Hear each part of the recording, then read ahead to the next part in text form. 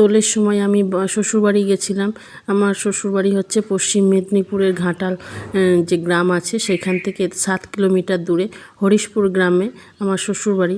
আর হরিশপুর থেকে বন্দর যাওয়ার রাস্তাতে একটা নদী পড়ে, কংসাবতী নদী। সেই নদীর ওপরে আমাদের এতদিন কোনো পোল ছিল না, আমরা নৌকোতেই পারাপার করতাম। এখন হয়েছে পোলও বলতে পারো, এবার বাঁশের সাঁকোও বলতে পারো, কিন্তু বেশ শক্তপোক্ত, তোমরা দেখতেই পাবে। এই বাঁশের সাঁকোটা এতটাই শক্তপোক্ত যে 4 চাকাও যাচ্ছে। ওই যে দূরে আসছে দেখতে পাচ্ছ একটা 4 চাকা, সেই 4 চাকাও যাচ্ছে। আর আমার কিন্তু এই বাঁশের সাঁকোর ওপরে ভয় লাগে, আমি ওই জন্যে ভিডিও করতে পারিনি। আমার ভাসুরপোকেই বলেছিলাম একটু ভিডিও করে দিতে। আর এদিকে দেখছি নদী ভর্তি জল চারিদিকে।